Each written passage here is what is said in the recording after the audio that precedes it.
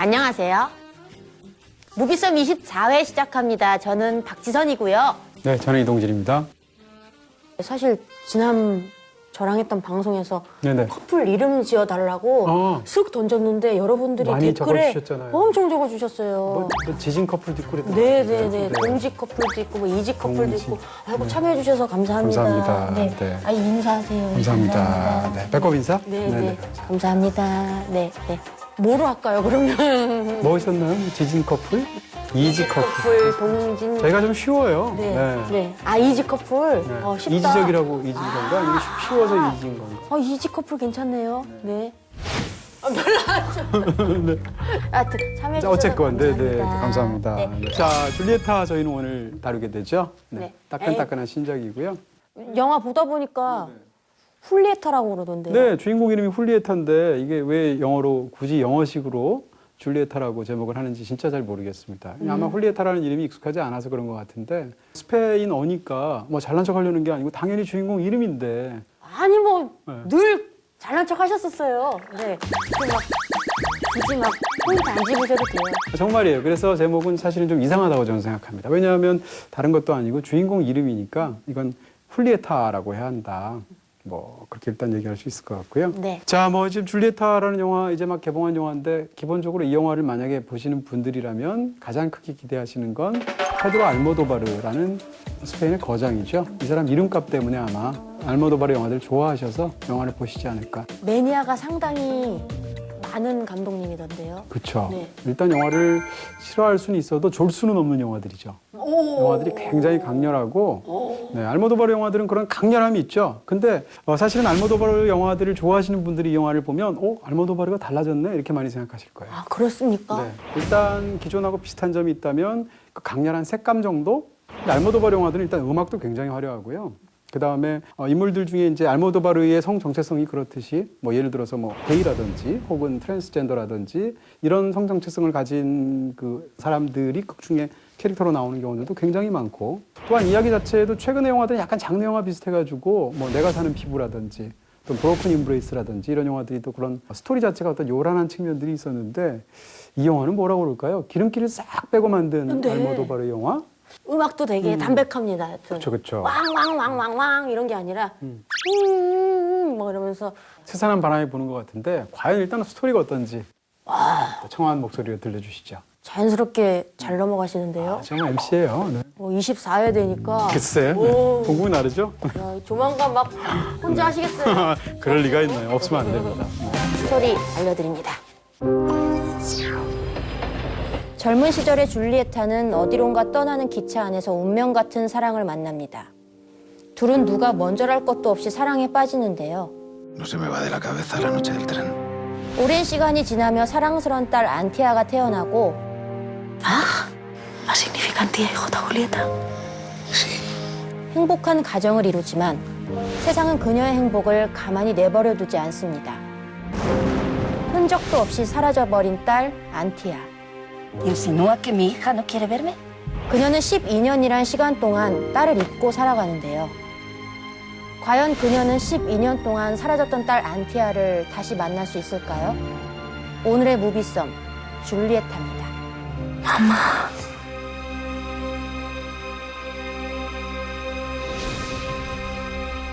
줄거리조차도 몰입도가 있죠. 그쵸. 스토리죠.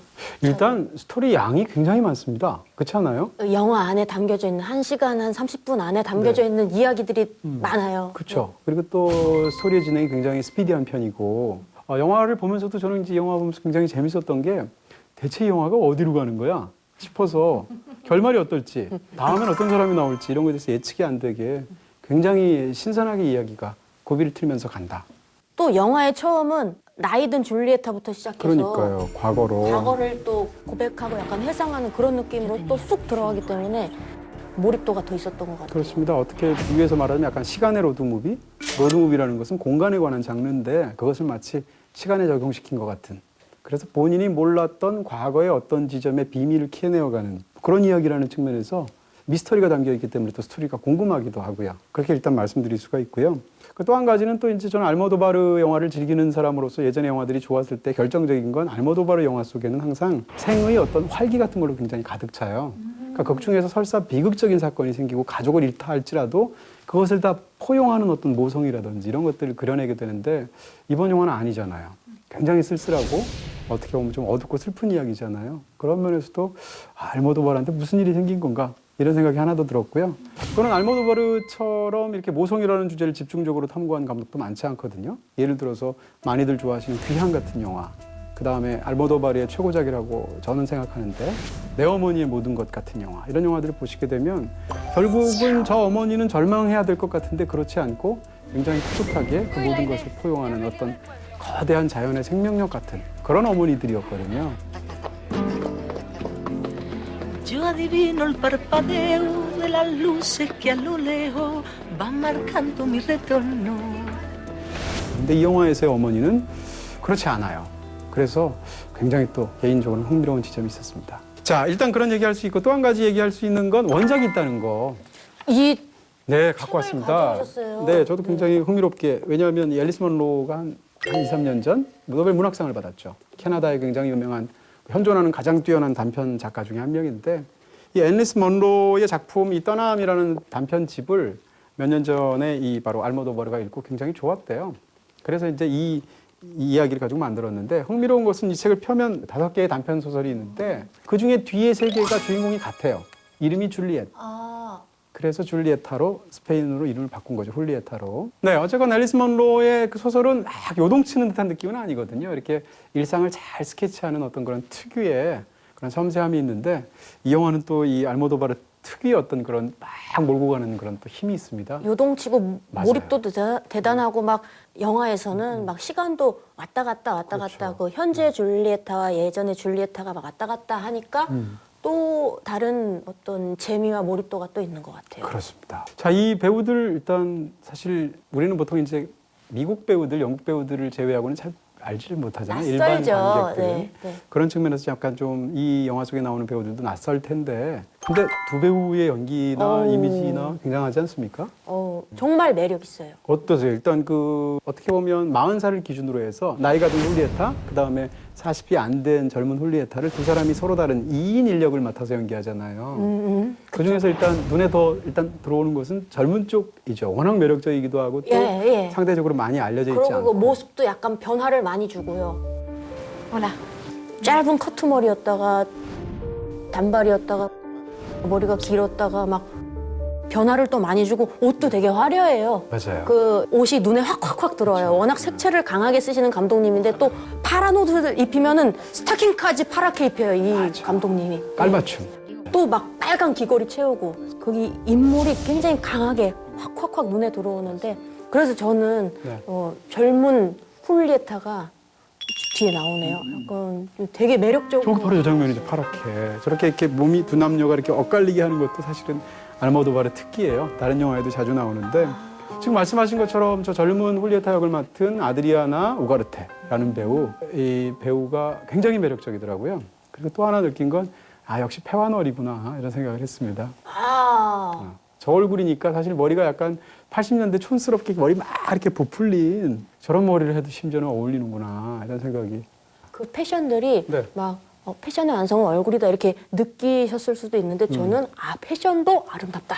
네, 역시 돈다. 네. 그렇습니다.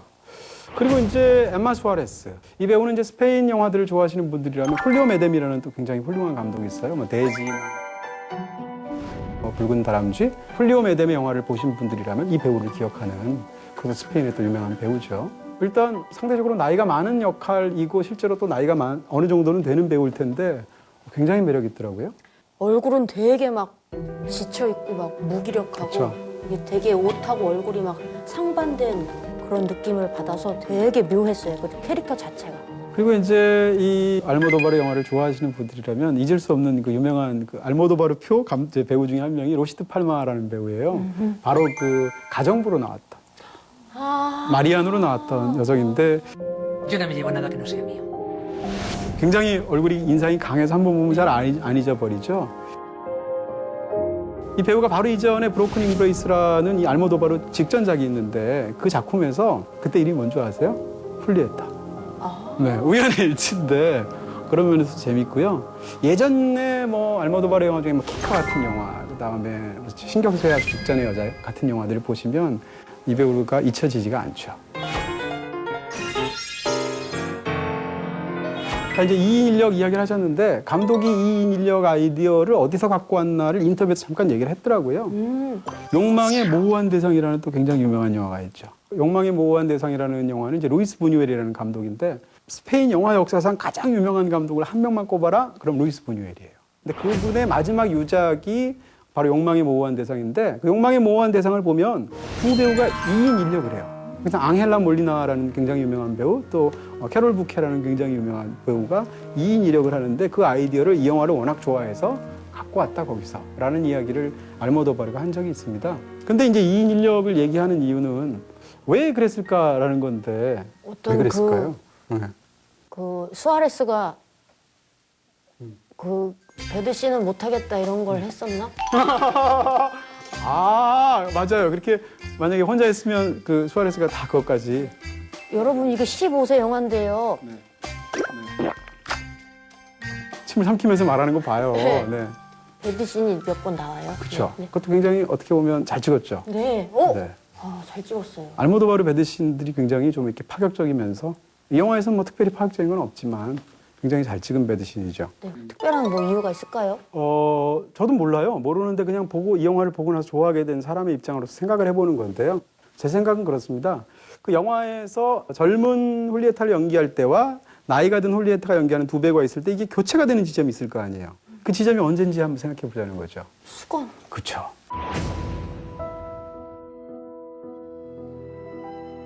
수건인데 그때는 어떤 상황인가 하면 어떤 굉장히 비극을 당해서 엄마 자체가 우울증에 완전히 넋이 빠져서 욕조에서도 완전히 이렇게 죽은 것처럼 거의 쓰러져 있을 때 딸과 딸의 굉장한 절친한 베아트리스라는 친구가 이렇게 뭐라고 그러나 엄마를 끄집어내서 일으키죠. 네, 그렇죠. 네, 네. 그래서 이제 머리를 수건으로 이렇게 말려주는 장면인데 그럴 때 배우의 얼굴이 바뀌면서 두 배우가 교체가 되는 것을 영화가 굉장히 극적으로 보여주는데 네. 이 영화 포스터 보셨어요? 예. 포스터에서는 머리를 이렇게 닦아주는 사람이 심지어 딸이 아니고 젊은 훌리에타예요. 그러니까 젊은 훌리에타가 나이가 든 훌리에타 배우의 머리를 닦아주는 식으로 포스터를 또 재구성했죠. 과거의 내가 미래의 나를 머리를 닦아주는 것 같은 그런 인상이 굉장히 강렬한 포스터를 만들었는데 제 생각은 그렇습니다. 왜 하필이면 그럼 두 배우를 교체할 때도 다른 장면일 수도 있는데 왜 그 장면일까라는 건데 그 장면에서는 엄마가 사실은 딸에 대해서 전적으로 자기를 맡기고 있는 거예요. 딸을 이렇게까지 믿고 있고 사실은 부모가 자식을 보호해야 된다고 생각하는데 정반대로 그 지점에서는 자식인 딸이 엄마를 완전히 책임져주고 엄마 입장에서는 유일하게 기댈 수 있는 사람이 딸밖에 없는 거죠. 그런데 영화를 다 보고 나시면 사실은 그때 딸이 그런 마음이 아니었어요.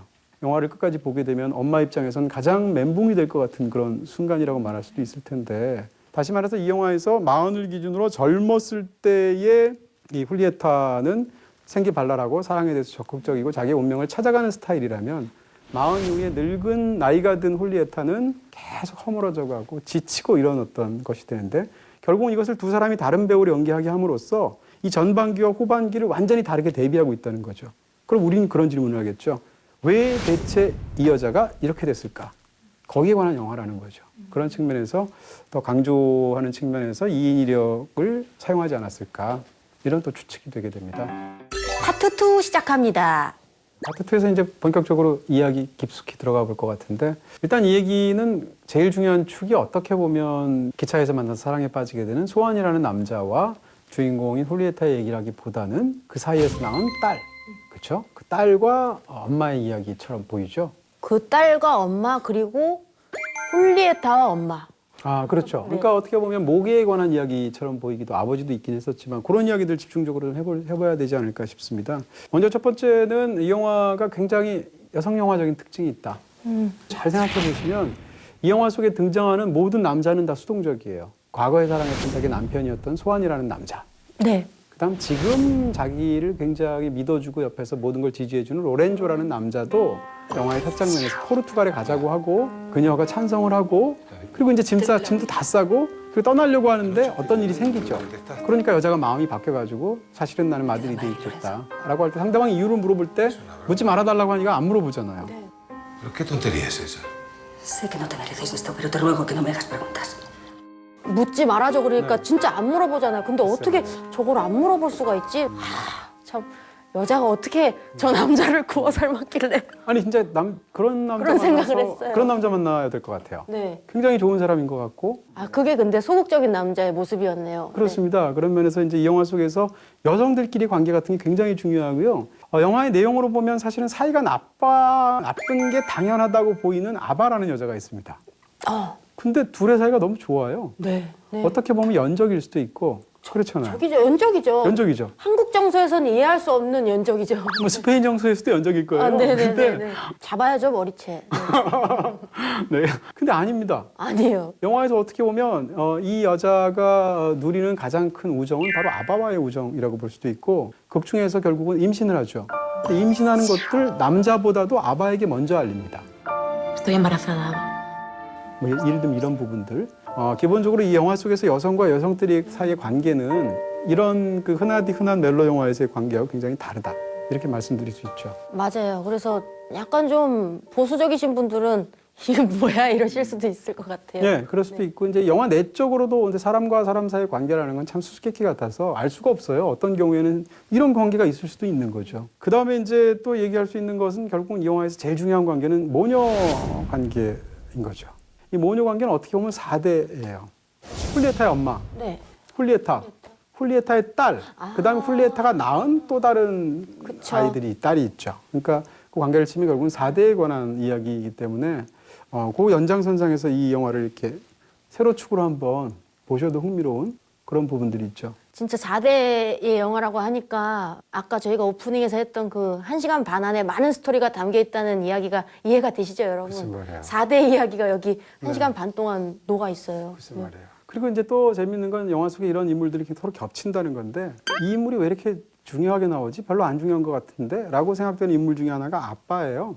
아빠 얘기가 굉장히 중요하게 나오잖아요. 이 훌리에타의 아버지. 그 아빠의 이야기와 아빠의 또 다른 연인에 관한 이야기는 어떻게 보면 이 소환이 사랑하게 된 훌리에타와의 사이를 되비치는 서로 거울 같은 관계라는 면에서 굉장히 중요하다. 맞아요. 이렇게 네. 얘기할 수 있어요. 네. ¿Y esta chica?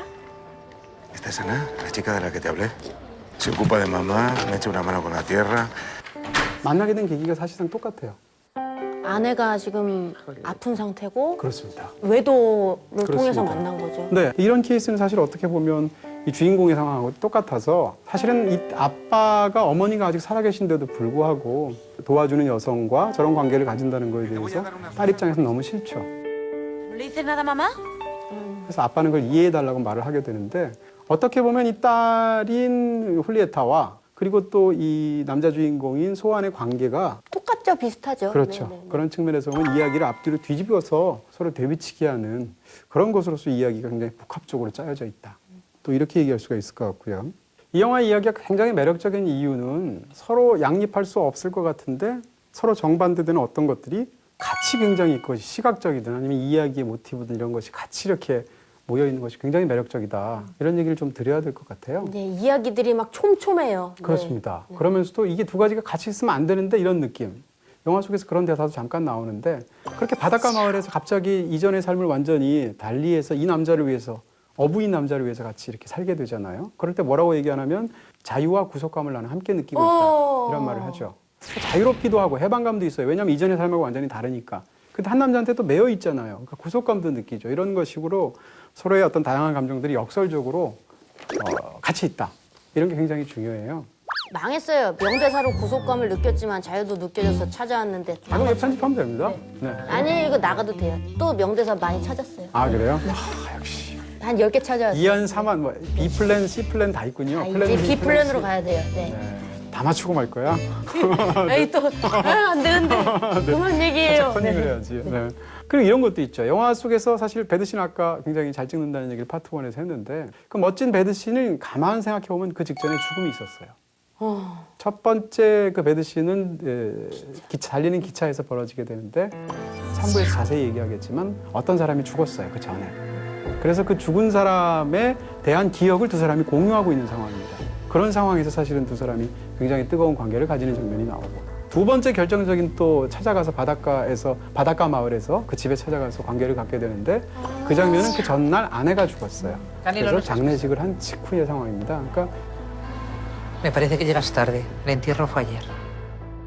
이 영화 속에서 어떤 이런 서로 양립할 수 없는 두 가지, 예를 들면 하나는 죽음, 하나는 어떤 섹스라는 갖고 있는 어떤 굉장한 열정, 이 두 가지가 사실은 조합을 계속 이루고 있다는 거예요. 이런 식으로 역설적인 그러네요. 쌍들을. 기차에서 그 어떤 사람이 그렇죠. 죽고 죽음으로 나서. 그날 관계를 가진 날 사실 딸 안티아가 생겼어요. 그날. 그러니까 임신을 했죠. 네. 네. 어찌됐건 이런 장면들을 통해서 서로 다른 것들을 굉장히 접합시켜서 흥미롭게 보여준다. 이렇게 얘기할 수 있고요. 그런 것의 앞권은 색깔. 이 영화에서는 작심하고 두 가지 색을 사용하고 있죠.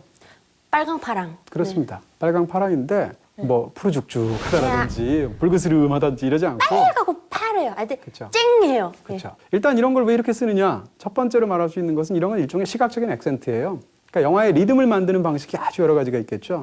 특정한 대사를 반복하게 해서 리듬을 만든다거나 아니면 중요한 순간마다 어떤 사람 조역 캐릭터를 계속 끼워 넣어서 그 사람이 나오면 리듬이 된다거나 이런 식으로 영화에서 리듬을 만드는 방법, 뭐 편집이나 촬영으로 만드는 방법인데 여기서는 색깔로 만드는 거죠. 그래서 파란색과 빨간색을 집요하게 사용함으로 인해서 영화의 어떤 그 리드미컬한 액센트를 줘서 굉장히 즐겁게 만들어주는 거예요. 이게 첫 번째고 더 중요한 것은 이미 시각적인 상징들을 이 영화가 굉장히 집요하게 쓰고 있다.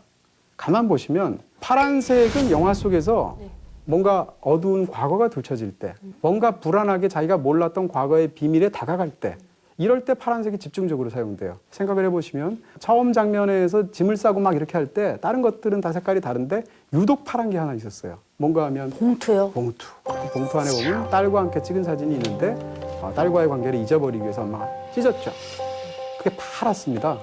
그리고 나서 거리에서 베아트리스라고 딸의 옛날에 굉장히 친했던 절친을 우연히 만나게 되는데 그 여자로부터 어떤 얘기를 듣냐면 지금 딸이 실종된 지가 12년째 아니에요.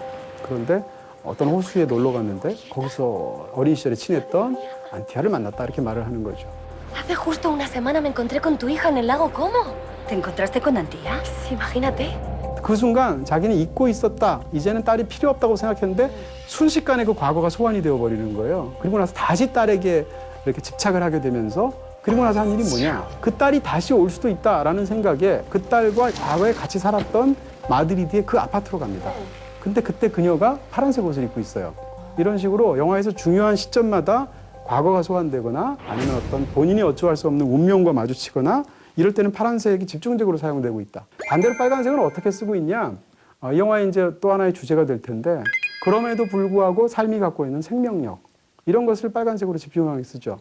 영화의 첫 장면을 저는 굉장히 좋아하거든요. 첫 장면을 보면 저는 커튼인 줄 알았어요, 처음에.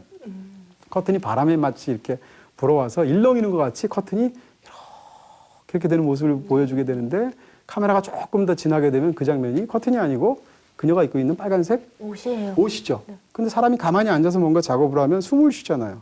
그럼 숨을 쉬니까 이 옷이 얇으니까 그 옷이 마치 숨 쉬는 것처럼 보여지게 되는데 저한테는 심장처럼 보여요. 붉은 심장처럼 보이고 그런 생명력으로 영화가 시작되고 있다라는 점을 분명히 말할 수 있고요.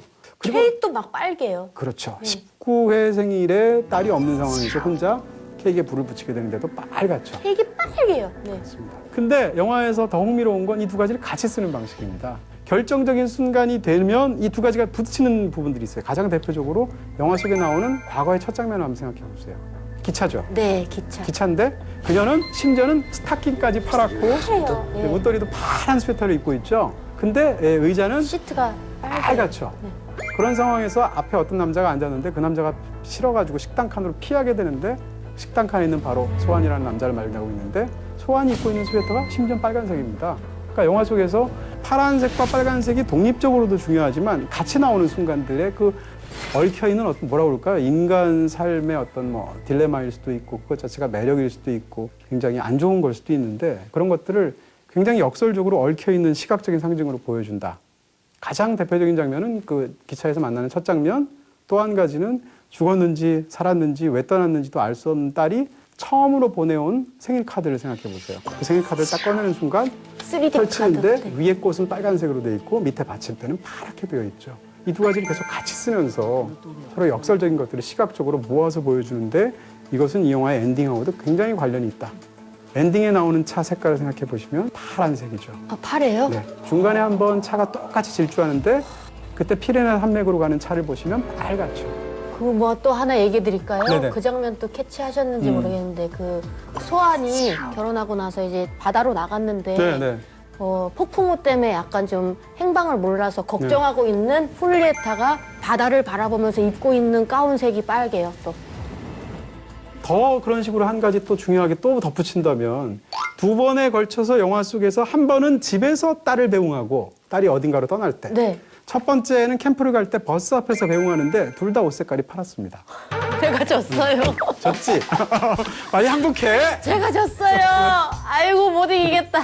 내가 너무 영화를 2번만 봤어. 한 20번 보고 와서 내가 언젠간 이겨먹을 거야. 이건 뭐 제 강박증 같은 성격 때문에 그런 거고요. 어찌됐건 제 얘기는 영화 속에서 그게 어떤 건지 하나하나 찾는 게 중요하다는 뜻이 아니라 영화가 그렇게 시각 상징들을 굉장히 네. 촘촘하게 짜서 그 자체로 보는 즐거움이 있다는 거예요. 그리고 3부에서 말하게 될 이 영화의 핵심 주제랑 관련이 있습니다. 그래서 그런 식으로 일단 얘기를 드릴 수가 있겠다.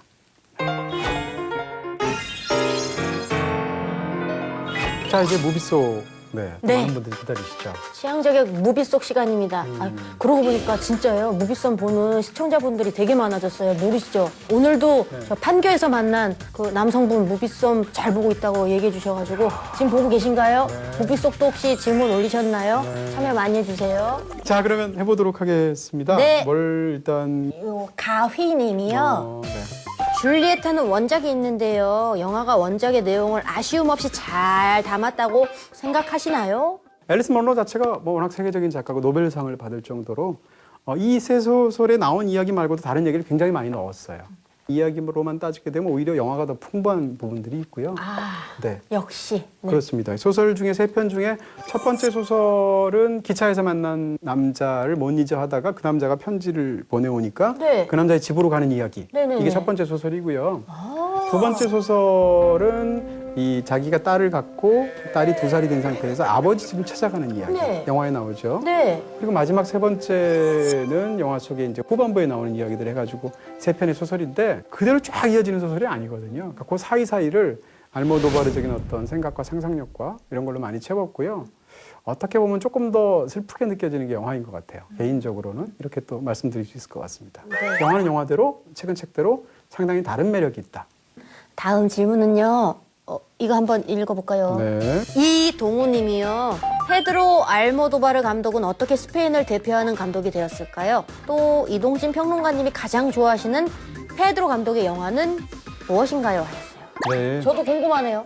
뭐 어떻게 되었냐 그러면 그분이 실력이 있어서 능력이 있어서. 네. 사실 알모도바르 영화 속에서는 분기점에 해당하는 시기가 있어요. 라이브 플래쉬라는 영화 있고 우리말로 하면 생살인데요.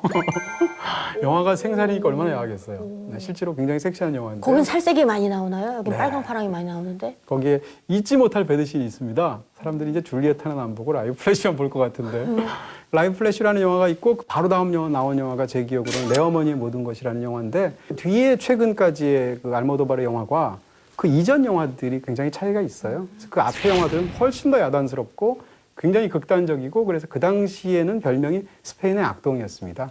그런 사람이었는데 두 영화 이후에 알모도바르 영화를 보면 물론 아닌 것도 있지만 굉장히 파격적인 상상력 속에서도 감동을 주기까지 시작하는 거예요. 그래서 저는 알모도바르의 모든 영화를 통틀어서 내 어머니의 모든 것이라는 작품을 제일 좋아합니다. 어떤 분들은 그녀에게라는 작품을 제일 좋아하실 것 같아요. 아, 그녀에게. 네. 네. 노래 하셔야죠. 네. 이따가 그녀에게 나오는 노래 저 진짜 꾸꾸루꾸꾸 좋아해요. 팔로마. 네. 네. 이따가 꾸꾸루꾸꾸 그 노래는 제가 3부에서 들려드릴게요. 다음 질문은 이분 어떠세요? 인가요? 제가 한번 해볼까요? 노란색으로. 이 영화는 아카데미 외국어 영화상 스페인 대표로 출품되었더라고요. 우리나라는 밀정이 출품되었고요. 작품을 하나씩만 내보내야 하는 건데 작품 선택의 기준은 뭘까요? 그리고 우리나라는 후보조차 된 적이 없는데 실패 요인은 뭐라고 생각하시나요? 라고. 저희가 2개 다 봤네요. 그렇죠. 둘 다 뭐 좋은 영화였죠. 네, 네, 근데 네. 일단 말씀을 드리면 아카데미 외국어 영화상은 현재 각국에서 그 해에 나온 자국 영화 중에 한 편을 추천하는 방식으로 되어 있어요. 우리나라에서는 영화진흥위원회가 추천을 하고 저도 한 2번 정도 심사를 한 적이 있어요. 네. 아니 그거 시간 많은 사람이 하는 겁니다. 네네. 멋있다. 나를 어떻게 보길래? 멋있다. 그런데 그 심사를 해보면 이 영화가 본선에서의 경쟁력이 어떨까를 생각할 수밖에 없어요. 네, 그렇죠. 그리고 또 흥미로운 것 중에 하나가 한국 영화가 아직도 한 번도 정복하지 못했던 그 영화상, 영화제가 사실상 아카데미거든요. 세계 3대 영화제라고 말하는 게 있잖아요. 베니스, 베를린, 그리고 칸네 영화제에서는 전부 다 1위 아니면 2위에 해당하는 상을 한국이 다 받았어요. 유독 아카데미만큼은 이 외국어 영화상이 후보가 5편이잖아요, 매년. 한 번도 후보에 든 적조차 없어요. 어쨌건 아카데미에 출품되는 외국어 영화상은 제가 알기로는 각국에서 다 보내오기 때문에 한 100여 편이 됩니다, 매년. 맞네요. 네. 그 중에서 뭐 아카데미에서 레이스도 하고 미국에서 개봉할 영화들이 상대적으로 유리해서 무슨 세게 그 아카데미 회원들을 상대로 해서 프로모션을 하죠. 그런 거랑 다 관련이 있는데 어찌됐건 최종적으로 그 중에서 5편을 후보로 꼽게 되는데 한국 영화는 아직 그런 예가 없었다. 그래서 아마 잘은 모르지만 몇 년 안에 나오지 않겠습니까? 그러면 그 영화는 상당히 큰 수혜를 입을 것 같아요. 왜냐하면 아카데미에서 한국 영화가 올라간 적이 없으니까. 경쟁력이 좀 있네요, 정원님. 네. 힘든 거네요, 이게. 후보에 오르는 것조차도. 네. 무비썸 파트 3 시작했습니다. 안녕. 네. 자, 이 영화, 자, 이거 해야죠, 이제. 네. 스포일러. 오늘은 제가 먼저. 네. 뭐 제일 좋아하는 노래 있다고 하셨죠? 네. 이번 스포일러 사이렌 울립니다. 아이야이야이야이야. 네. 꾸꾸루꾸꾸. 이게 뭔가 하실 텐데 사실 지금 기가 막힌 걸 해주신 거예요. 네. 카에타노 벨로주의 코쿠루코쿠 팔로마인데 이게 그녀에게 그 영화를 보시면 잊을 수가 없습니다. 네.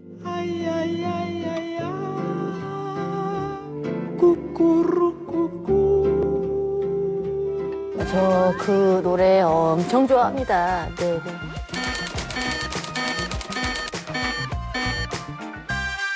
자, 이제 그럼 본격적으로 이제 이 영화의 스포일러를 포함해서 이야기들 다 해보도록 하겠습니다. 중간에 중요한 인물이 죽잖아요. 죽어요. 누구죠? 남편 소환이 죽습니다. 그렇습니다.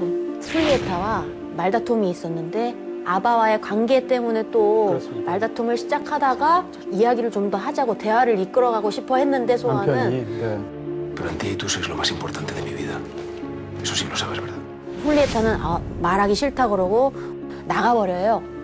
나가고 나서 이제 소환은 어업을 하러 가죠. 바다로 갔는데 폭풍우가 막 와가지고 죽습니다. 소환이. 네. 그렇습니다. 그래서 그 사건 자체가 이제 주인공과 딸 사이에도 결정적인 영향을 미치는 아주 비극적인 사건이 되게 되는데 영화에서 이 훌리에타가 겪는 그 3가지 결정적인 이별이 있는 거죠. 하나는 별로 중요하지도 않은 사람이었고 심지어는 약간 혐오감이 드는 기차에서 말을 붙이는데 뭔가 남자가 좀 음침하고 싫고 그래서 자리를 피했던 건데 그 남자는 사실 그때 이미 자살할 생각을 하고 있었고 마지막으로 기차 앞에 자기 앞에 굉장히 마음이 가는 여자가 있으니까 그냥 말벗이라도 해볼까라고 그냥 말을 붙인 것 같은데 그 남자가 자살을 하게 되죠. ¿Es él? Un hombre con ojos y negro y que llevaba gafas. 그리고 나서 2번째 이별은 자기 남편에게 그렇게까지 타격을 줄 생각은 없었는데 어쨌건 배신감을 토로했는데 자기가 집을 잠깐 떠난 사이에 남편이 풍랑 속에서 죽게 되니까 또 역시 큰 타격을 입고 마지막 3번째는 이제 자기 딸인 거죠. 그 3가지 사건. 항상 훌리에타는 그 3가지 죽음, 이별에 대해서 되게 죄책감을 많이 갖고 있는 것 같아요. 그렇습니다. 엄청나게. 그렇게 막 크게 죄책감을 가질 필요가 있을까라는 생각도 들었는데 하여튼 그거를 막 잊지 못하고 평생 그거를 안고 사는 사람 같아요, 훌리에타는. 네. 그렇습니다. 죄책감이라는 테마가 영화에서 굉장히 중요한 테마, 핵심 테마 중에 하나라고 말할 수 있을 것 같고요. 일단 이렇게 생각할 수 있어요. 이 3번의 그 자기를 떠난 3사람. 과연 그녀가 잘못한 것인가? 그쵸. 잘못이 아닌데. 그쵸? 네. 깨름칙하거나 미안하거나 이럴 수 있지만 그게 평생 이렇게 머리를 사로잡는 죄책감은 아닐 수도 있잖아요. 근데 그녀는 그런 사람인 거예요. 네. 2번째로 남편이 죽었을 때 마찬가지입니다. 남편 죽을 때 생각해보면 명백한 귀책 사유는 남편한테 있어요. 자기가 같이 살고 있는 남편과의 집을 떠나서 친정에 잠깐 갔다 올 때마다 남편은 그때까지 오랜 세월 관계를 갖던 여자랑 계속 관계를 갖고 있죠. 그런 얘기를 부인이 뒤늦게 한 상황에서 배신감을 느끼는 건 당연한 거고 그 상황에서 집을 떠났는데 그렇다고 해서 폭풍을 일으킨 것도 아니고 그쵸. 무슨, 훌리에타가 뭐. 사고로 죽은 거죠. 네. 그렇지만 부인 입장에서는 그때 내가 아무리 화가 났어도 그 안에서 해결을 보고 어쨌건 남자가 더 말하자고 했을 때 아무리 화를 냈어라도 그 집안에 있었더라면 이런 마음이 들기는 하겠죠. 그런 면에서 또 죄책감을 느끼는데 이것도 사실은 그녀가 잘못한 게 아니죠. 3번째도 그래요. 딸 관계에서도 남편을 잃은 슬픔이 너무 크기 때문에 일단 앞에서도 자기 몸을 제대로 못 추스르고 우울증까지 오니까 그 상황에서 널브러져 있었던 거잖아요. 그럼에도 불구하고 딸은 바로 아버지가 죽었을 때 그날 엄마가 어떤 행동을 했는지 집 떠난 게 전부지 사실은요. 그렇지만 엄마의 그 말 때문에 아빠가 죽었다라고 딸은 엄마에 대해서 굉장히 뒤틀려서 왜곡을 해서 엄마를 굉장히 싫어하게 된 결정적인 계기가 된 것처럼 잘 설명이 안 되죠. 나오는데 네, 그렇게 해서 결국은 세 가지 다 어떻게 보면 그녀의 행동이 그 죽음과 아예 무관하다라고 말할 수는 없지만 그렇다고 그녀가 죄책감을 느껴야 되느냐? 그렇지 않을 수도 있다라는 건데 그녀는 이 세 가지 일에서 굉장히 큰 죄책감을 느끼죠. 그런 사람인 거예요. 근데 죄책감이라는 건 저는 굉장히 중요하다고 생각하는데 저는 삶에서 죄책감을 느끼는 사람이 숭고한 사람 같아요. 이렇게 얘기할 수 있습니다. 죄책감이라는 건 세상과 내가 관계가 없지 않다라고 인정하는 감각이에요. 어떻게 보면 결정적으로 그것이 나 때문에 일어난 비극이 아니라 할지라도 나의 관련 없음을 뻔뻔하게 주장하지 않는 것. 그게 죄책감이거든요. 그런 면에서 본다면 이 영화 속에서의 죄책감은 삶에서 굉장히 안 좋은 일이 많잖아요. 훌리에타한테. 그럼에도 불구하고 그것을 어찌됐건 죽이 되든 밥이 되든 짊어지고 가겠다. 이런 것에 대한 어떤 의지 같은 거란 말이죠. 그런 면에서 이 영화에서 사실은 다루고 있는 죄책감이라는 테마는 굉장히 중요하다. 근데 그 죄책감이 그 안티아는 힘들었나 봐요. 네. 안티아도 죄책감을 느끼죠. 안티아는 그 죄책감이 힘들었나 봐요. 엄마가 기차에서 그 낯선 남자 죽음 때문에 좀 힘들어하고 죄책감을 느끼려고 하는데 어떻게 보면 소환을 만나서 위로를 받잖아요. 위로를 해주던 소환도 자기 때문에 또 죽잖아요. 이 훌리에타는 제가 보기에는 그걸 어디에 기대야 되는 사람 같아요. 기대고 이제 위로받아야 되는 그런 사람인데 쌓여있는 죄책감과 그 힘든 게 이제 딸한테 간 거잖아요. 그러니까 딸이 되게 그것 때문에 힘들었던 것 같아요. 그 죄책감과 기대는 거 이런 것 때문에 좀 버겁지 않았을까. 그렇겠죠. 그래서 떠난 거 아닐까. 맞습니다. 어린 나이고 그런 거에 대해서 엄마가 그런 얘기하죠. 나의 죄책감이 전염이 되었다라는 표현을 영화 속에 쓰기도 하죠. 대사 중에도. 또 하나 건졌나요? 쟤 다 보냈어. 네, 오늘 알겠습니다. 코너 폐지하나요? 안 됩니다. 아직 있습니다. 아직 C가 있습니다. 네, 플랜 C가 있습니다. 대단하다. 그리고 이 이야기가 굉장히 재밌는 건 저는 이 이야기 굉장히 비극적이고 슬프다고 생각하는데 이야기의 구조를 생각하시면 초반에 딸의 옛 친구를 만나서 갑자기 잊고 지냈다. 이제 포기할 거야 라고 생각했던 딸을 삽시간에 자기 정신 속에서 어찌할 수 없게 소환이 되죠. 그래서 딸을 막 생각하면서 길고 긴 장문의 편지를 쓰는데 이 편지 내용이 계속 영화 속에서 이제 내레이션으로 영화를 지탱하게 되는데 영화의 편지가 4번 나와요. 그 중에 보낼 수 없고 당도할 수 없는 유일한 편지가 바로 그 편지입니다. 나머지 3번의 편지는 다 도착해요. 근데 이 편지는 보낼 수가 없어요. 왜냐하면 주소를 모르니까. 마지막 순간에야 딸이 보내는 편지를 보고 주소를 알고 찾아가는 게 영화의 결말인데 다시 말해서 영화에서 제일 중요한 그녀의 모든 비밀을 다 엄마 입장에서 털어놓으려고 하는 그 편지는 도착하지 않는다. 보낼 수가 없다라는 측면에서 영화의 굉장히 비극적인 측면이 있고 또 하나 흥미로운 건 그 편지를 통해서 딸, 너는 이걸 모르고 있었지? 해서 딸이 모르고 있는 거를 알려주려는 이념으로 쫙 쓰는 편지가 굉장히 중요한 이야기처럼 보이죠. 근데 영화의 끝에 가면 정반대죠. 사실은 엄마가 몰랐던 거를 자기가 깨닫는 거죠. 모성이 스스로 실패했다는 것을 자인하는 것으로서 영화가 끝나고 있다는 거죠. 그런 면에서도 이 영화는 사실은 시작과 끝이 굉장히 다른 그러면서도 그 실패한 모성에서 엄마는 어쨌건 뭔가를 해내려고 하는 것이 영화의 엔딩이죠. 그래서 한편으로는 약간 그나마 희망이 있기도 하고 한편으로는 굉장히 슬프게도 느껴지는 그런 영화다. 뭐 이렇게 정리할 수 있을 것 같고요. 네.